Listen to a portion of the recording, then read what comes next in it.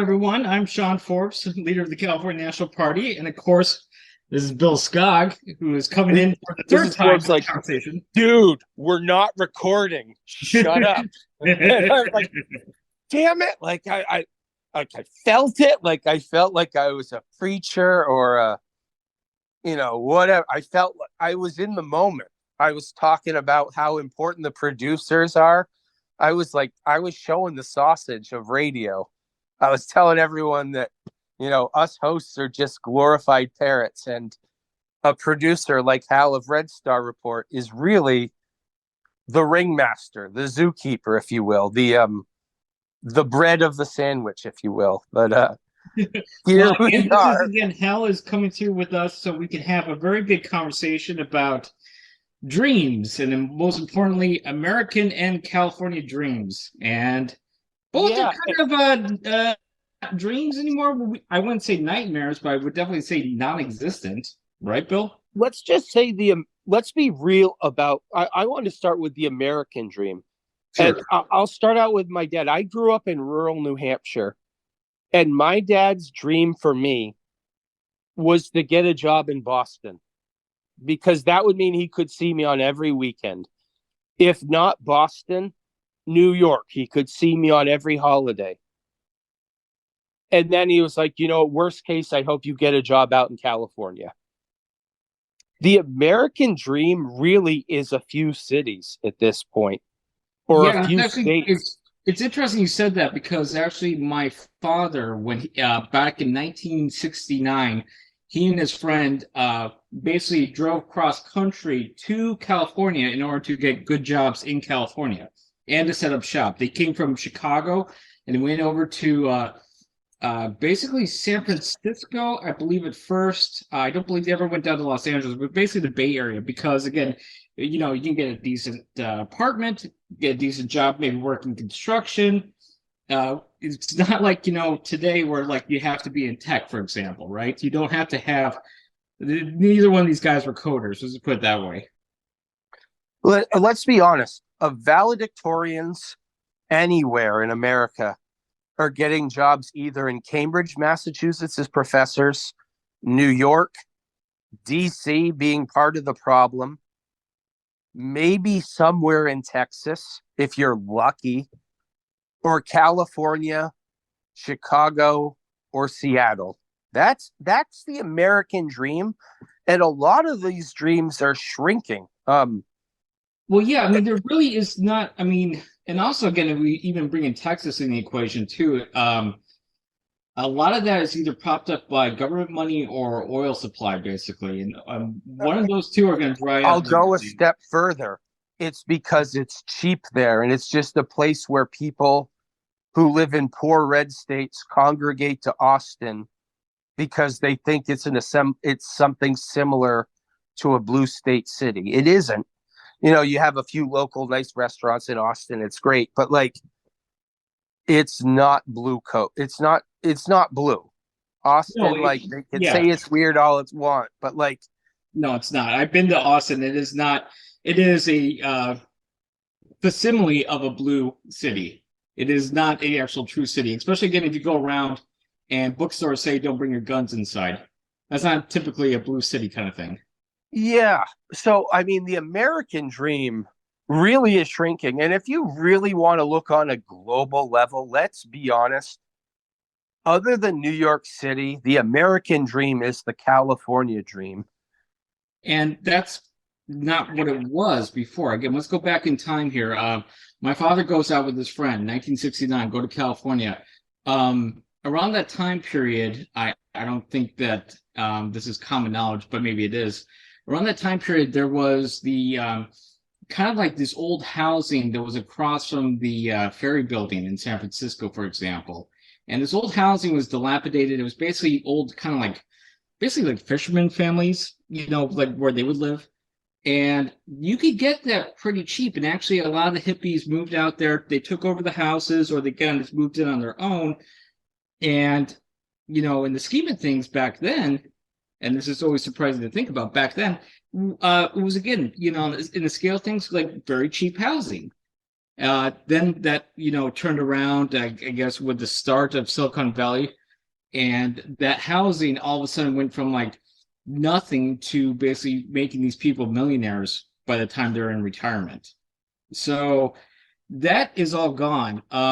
It's all gone with the idea of actually social mobility in this country. Social mobility is not really something that is so prevalent. Yes, we can do examples, we can do anecdotes all day, but the fact of the matter is that you have 64% of the population living paycheck to paycheck, and I would just go on a limb here. I'd probably say it's up to 70% in California because of rents and mortgages. I would agree. And I hope anyone listening to this, if they can take this point, one of the true economic factor, people in our government talk about the NASDAQ or stocks or gross domestic product. A true economic indicator for America is interstate people moving from state to state, are people moving 100 miles from where they grew up. That is the most profound indicator you can have for an economy. And guess what? America is at an all-time low for that.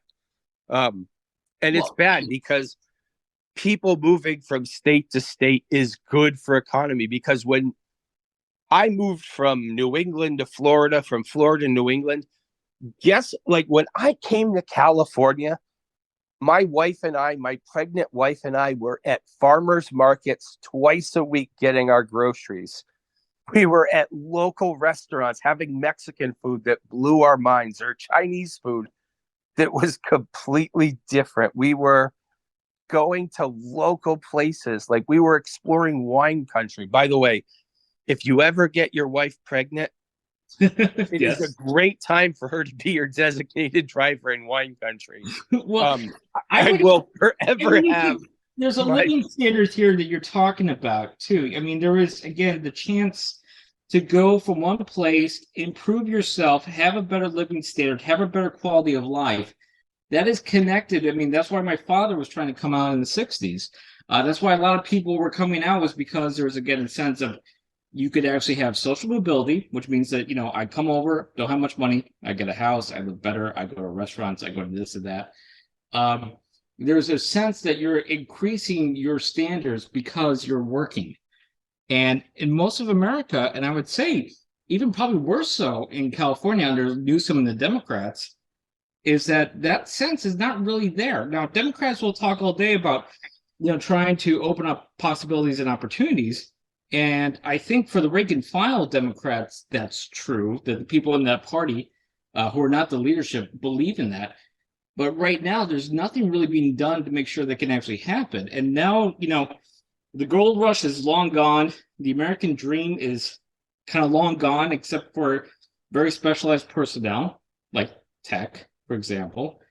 But that really, there's not really this kind of like flow of like the ease. I mean, like, I think, Bill, to be honest, like, you and your family were probably like one of the last ones before the gate shut. I think that, like, for myself speaking too, my wife, uh, she came over from Japan with nothing, didn't even speak English, and managed to make an incredible living for herself and for our family, and us, joined together. Again, that seems like that's not really ever going to be the case again. It's really just something where the doors have shut. Am I wrong? The California dream used to be so many different dreams. It used to be, you're a crazy anarchist artist who wants to live in a trailer in Slab City and make metal sculptures. You're the San Diego surfer who wants to just ride the waves. You're moving to California to become, you're Brad Pitt. You want to be the next big actor. You're in Silicon Valley. You're going to, gosh, nothing got me more excited about California than like The Social Network, when Justin Timberlake is telling the dude from Zombieland to leave Cambridge and come to Palo Alto. That's a California dream. There's the San Francisco. Hey, I was a repressed homosexual or atheist in a red state. I want to go to Berkeley or San Francisco. There's the wine country, the Napa California dream. There's the Sierra Nevada California dream. There's the I want to grow the dankest weed, Humboldt County, California dream. Right. But those dreams are now just the Silicon Valley dream. And that's something I wish Michael Loebs was here. It's something that he said that inspired me so much. We want to take the money from Silicon Valley, which is, we talk about America being the wealthiest empire of all time. Silicon Valley is Rome on steroids times exponential times Ivan Drago from Rocky IV. Like Silicon Valley. It is a Godzilla, yes. I mean, it is something that it runs the globe if you think about it too, because the digital empire extends to all parts. So we want to take absolutely. We want to take that wealth and we want to spread it out so we can make the Humboldt dream possible. Well, for all of those different dreams, because not everyone moving to California has the Silicon Valley dream. But if you are unwelcome in Alabama, if you're unwelcome in Texas, Tennessee, there is a California dream for you. And it's not just the Silicon Valley. And that's when Michael Loebs, and like we talk about in California National Dot Party, we talk about Bill, a UBI and negative income tax. Sorry, Bill, really quickly, I just want to say, just in case anyone listening doesn't know, Michael Loebs was the former chair of the California National Party. He ran for governor during the recall in 2021. So it did very well, about 0.5%, which is, for the budget we spent, was Moneyball level importance. But when we talk about a negative income tax and a UBI where you're going to be guaranteed $26,000 a year, you can now live the Indio, California dream. You can live the Mendocino, California dream. You can be 4 surfers in San Diego who want to open a surf shop and teach kids how to surf after school. That, to me, has more value than working at a Best Buy. You know? Well, I mean, it also, again, I think what it kind of comes down to is that 9 out of the 10 dreams we were talking about are locked out because of money at this point, and the fact that there's been economic mismanagement in the sense that, okay, California is the 4th largest economy right now, which is fantastic, but it's not really paying dividends for anyone who's either coming in or they're already established here. And so we need to have some system where, again, we can open up those doors again, and that's going to be frank, it's about money. Well, and let's be honest, the California dream economically is small businesses. It's the startup, it's the local artist, it's the band, it's the bakery, it's the vineyard. And when you guarantee healthcare with a Medi-Cal for all, you are unleashing small businesses. Small businesses fail because they have to pay for healthcare in a convoluted private insurance / whatever method. Right. Let's just pay for healthcare as a human right and unleash the California dream of small business. Well, and again, like you said, with the example, the 4 persons, again, with a UBI system, they can group up, they can have a lifestyle. But again, it's not like, oh, LOL, like free money, we're just going to do whatever. That's going to be a great starting point so that they can actually be entrepreneurs and actually bring something to the economy. And, again, if they're looking in certain areas where the per capita is so low to begin with, that's already an economic boost. And again, we are taking money from Silicon Valley because there's, again, like you said, it's the new Rome. There's a lot there. If we spread around California, if we kind of restructure our economic priorities, we can redevelop the idea of the California dream. Because, again, there's people who are coming out here for years for multiple reasons, and they had something that they wanted to do, and in the old days, they could do it. Now, again, the economics of the times, the changes, blah, blah, blah, we can get into a whole, backstory about that. But the fact is that right now, in the current system, as we do have it, there is no way to really kind of socially advance. And this would be the California National Party's program is a vision of advancement and trying to bring that back in the 21st century. But I think with the California National Party, and we're a progressive party, make no mistake about it. We're a small government progressive, but progressive nonetheless. We are, or we can get Silicon Valley behind this, because I hate to break it to everybody. The people who have been talking about a guaranteed income and the necessity for it for probably 2 decades now is Silicon Valley. Like, I hate, like, people on the left. I mean, there are different versions of UBI, but the two people before Andrew Yang who were talking about UBI were Elon Musk and Mark Zuckerberg. And that, I know that's going to make people on the left like make steam come out of their ears. And there are differences in the UBIs and negative income taxes, but Silicon Valley is the ones that have been warning us, like, hey, we're going to replace all your jobs with robots. Like, they want the California dream. Like, Mark Zuckerberg or a person who's making $500,000 a year in Silicon Valley, they want to go to Napa and enjoy the small country Napa experience. They want to go to Humboldt County and enjoy redwoods and the ocean. Rich people, and like, the California dream doesn't have to be exclusive to rich people. And I think, like I said, we can reach, with our policies, we can reach these, oligarchs, what you will, call them what you will, and be like, Well, yeah, I hey, mean, it's just let's make a California dream so we don't have riots in the streets and we don't have guillotines and effigies. Like, well, I was they going to say, like, this is understand. UBI. I think the reason why, some of the social media oligarchs, Silicon Valley people have been talking it up is that they're bright enough persons, all things considered, that they know that this is kind of guillotine insurance, right? So, Absolutely.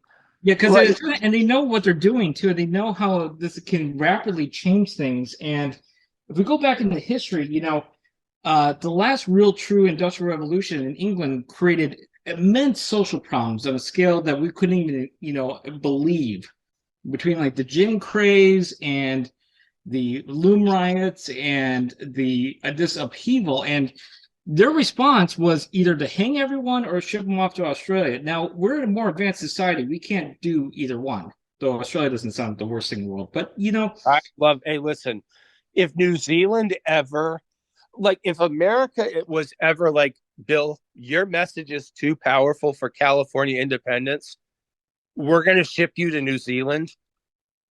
well, We might let's go next house somewhere. I heard good things about New Zealand too. It also, anyone who's watched Lord of the Rings, you know what you're getting into.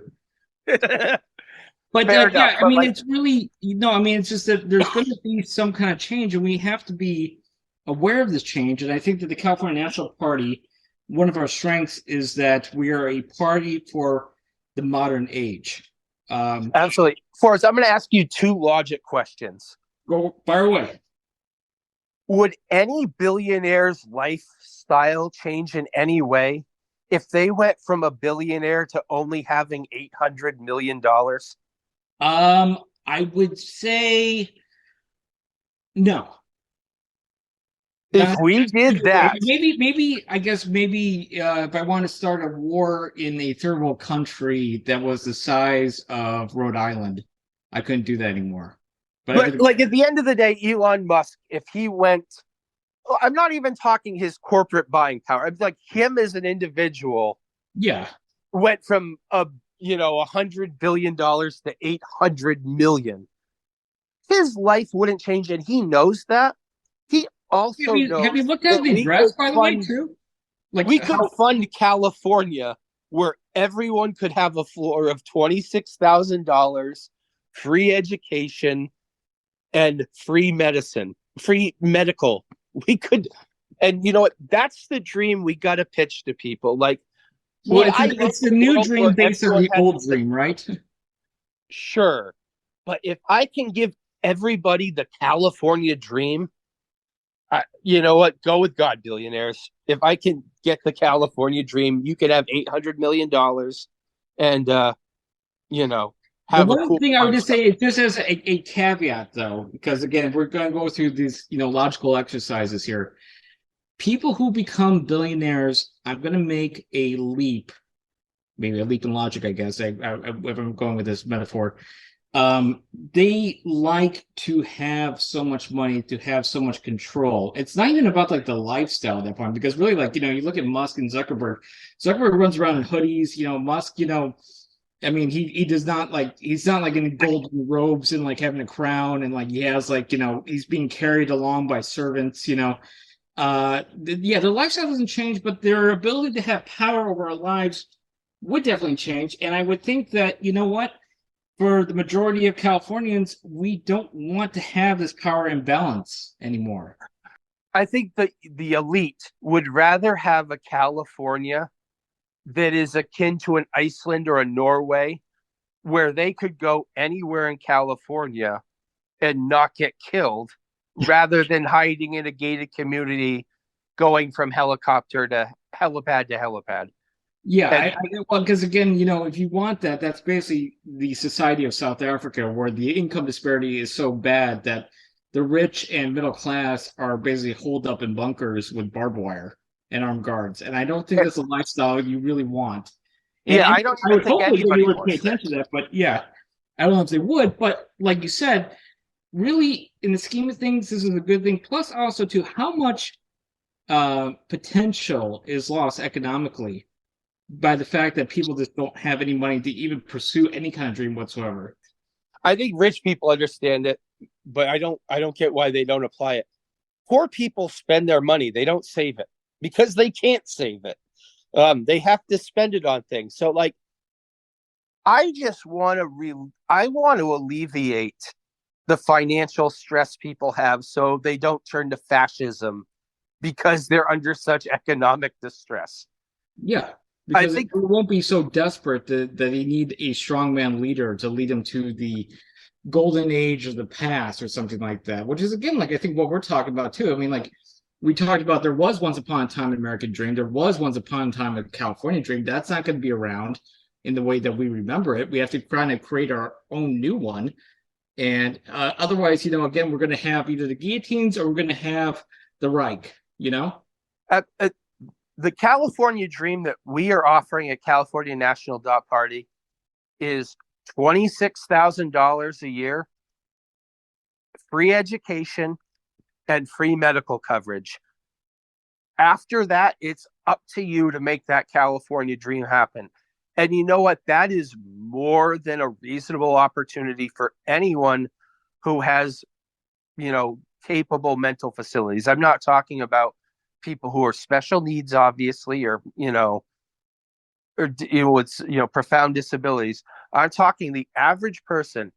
If you can't make it with free medicine, free education, and 26,000 a year, that's on you. I can wash my hands of you at that point and not feel bad.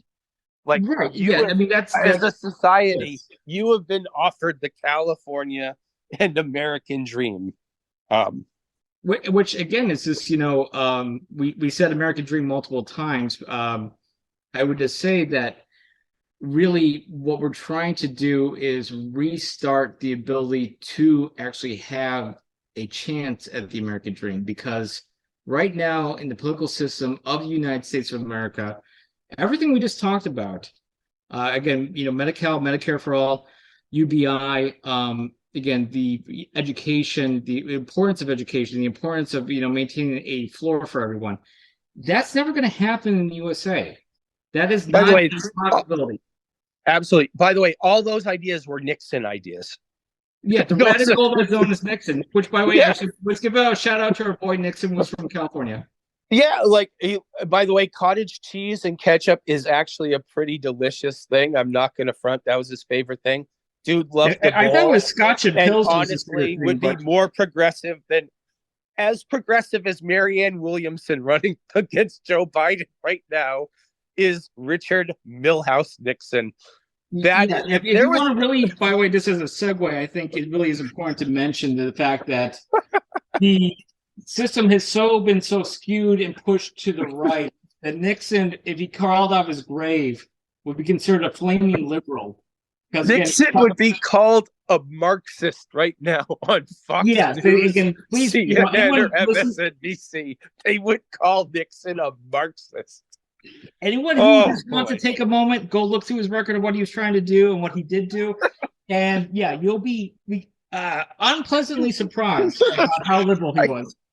When someone tells me that UBI is socialist, I'm like, Milton Friedman wanted a negative income tax. Milton Friedman and Nixon and Thomas Paine. I'm not like, Yeah, and this isn't. That's the funny thing too. It's like this is not some like left wing dreamer ideology that we're talking about. This is like this is this stuff that's just the basic floor. And again, none of this stuff will happen in the USA system. I dare anyone to give me a cognizant response to actually say that yes, we can actually have UBI, we can have Medicare for all in the current system with this 50-50 Senate, with all the senators from the other states who don't care about us. You think that's going to happen?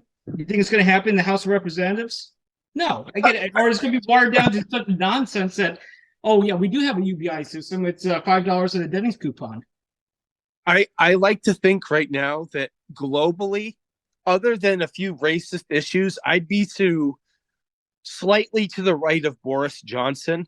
In America, I am considered a Sandinista who needs to be exiled to Cuba. And again, it's just not even. Well, again, and that goes into that there is no possibility of an American dream because of the fact that the United States system will not work. If you want to have something that actually is a new dream that actually is connected to the 21st century, you got to come to California. You got to help us build up the CNP. That's all it is. Because again, we're like we're the last island of rationality. We are basically if you know some of the quote unquote legends in history of the fall of Roman Britannia, we're basically like kind of the King Arthur and Camelot. We're trying to maintain the light of civilization here when it's all fading around the old empire. It is terrifying, just the level of the American dream. Just thinking about how Nixon would be right wing. Like, how is the concept of farm to table dining considered a sissy liberal idea when the idea is you're a restaurant, a small restaurant, a local small business restaurant is getting things from a local farm. They know the farmer. They're getting the product from that local farmer. And then they are cooking that local or slightly maybe not organic but fresh product for townspeople so that they can go celebrate their wedding anniversary. How is that considered sissy liberal? Like, when farm to table should be like a universally celebrated concept. Think about that, people listening. And I think that's a good way to kind of just wrap it up. I would just say one quick thing too. I don't understand why farm to table would ever be an issue, considering that my grandfather in Illinois basically ate farm to table. Everyone did. That's not an issue. It's fresh, organic. It comes from the farms itself. Why is organic? Why did that culturally become a weird thing? I don't know. It is apparently we're supposed to have industrialized mass death chicken everywhere. I don't know. When we're talking about this kind of thing, when we're talking about the California American dream, for example, I would actually make the position that our party is reactionary because we want to go back to certain things in a way. We want to have a dream for California. We want to have people to, get a part of the American dream. We want to have these older systems. I would say, again, what's more traditional than having a UBI, a negative income tax, where you could have a stay-at-home parent? What is more traditional conservative family values than being able to have a stay-at-home parent, another parent work, and have a job with dignity and have organic food and top-notch health care? That's conservative. That's the old school American dream. And that's hopefully what we'll have in California here. If the CNP gets through and we get more ability to get our message out, to get more people on board, that's what we're going to be doing. So I think this is, that's it, guys. I think that, again, if you want to know more about us, CaliforniaNational.party, you can find us online. We do have meetings, NorCal, SoCal, and then also our leadership too. And